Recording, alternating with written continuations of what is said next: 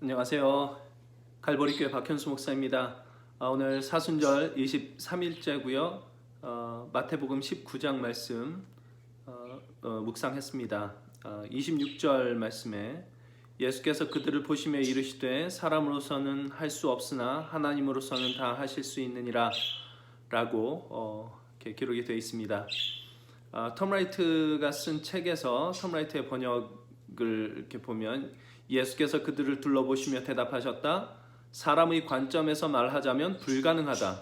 하지만 하나님께는 모든 일이 가능하다. 라고 이렇게 기록을 해놨습니다.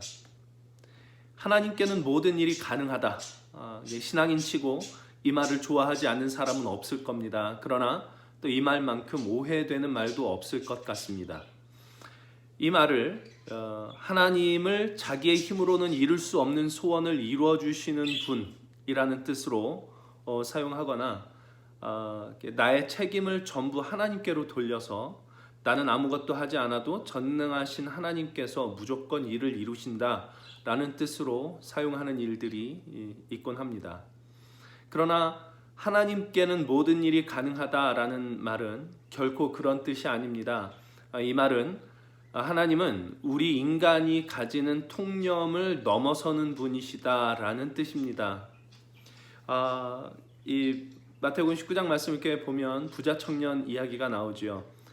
부자 청년이 와서 어떻게 해야 영생을 얻을 수 있습니까? 라고 묻고 예수님께서 계명을 지켰느냐? 지켰습니다.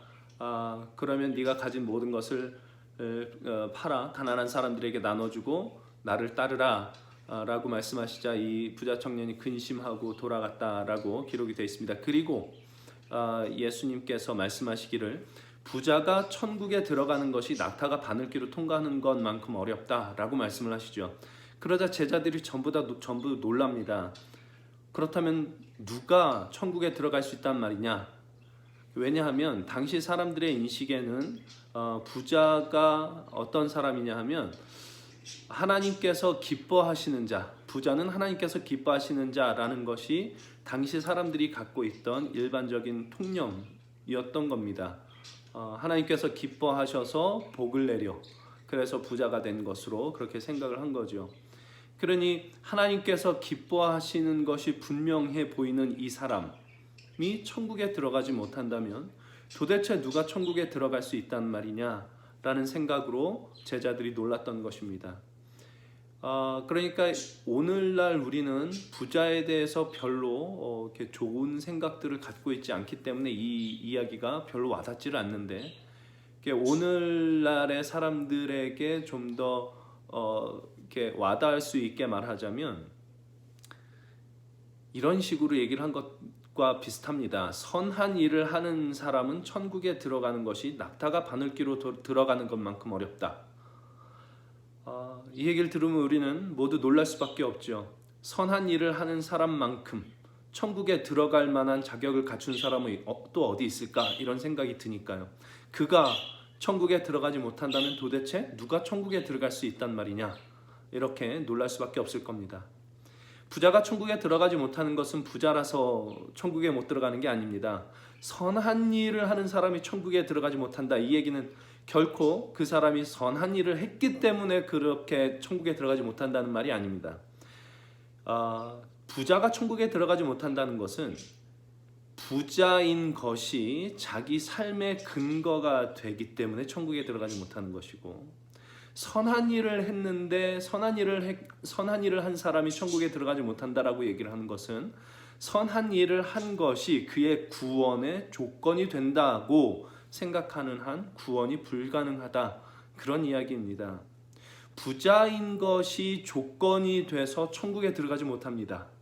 마찬가지로 선한 일을 한 것이 조건이 돼서 천국에 들어가지 못합니다. 우리를 천국에 들여보내는 것은 오직 그리스도 예수로 베푸시는 하나님의 은혜 외에는 없습니다.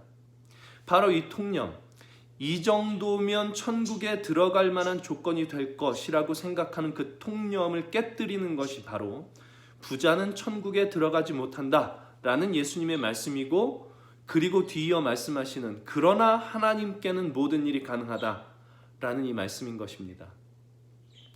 하나님께는 모든 일이 가능하다라는 말을 우리가 사용하고 싶은 대로 사용을 하면 예수님을 안 믿어도 하나님은 구원하실 수 있다라고까지 말할 수 있을 겁니다. 말도 안 되는 이야기죠. C.S. 루이스가 했던 이야기로 기억을 하는데, 하나님은 기적을 행하시는 분이시지 말도 안 되는 일을 행하시는 분이 아닙니다. 예수님을 믿지 않고는 구원이란 있을 수 없습니다. 왜냐하면 예수님, 그분만이 바로 하나님께서 베푸신 은혜의 본질이기 때문입니다.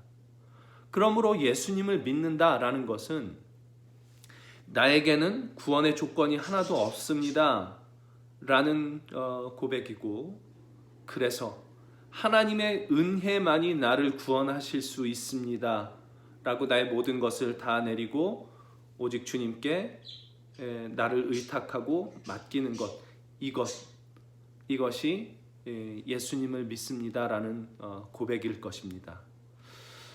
그래서 이 톰 라이트가 쓴 책에는 이제 이것을 이렇게 또 표현을 해놨습니다.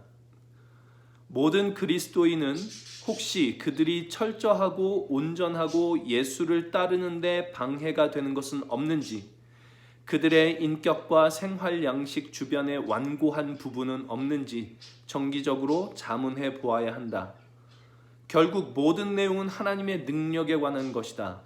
앞장에서 우리는 하나님께서 우리를 용서하셨기 때문에 우리도 용서해야 한다고 배웠다.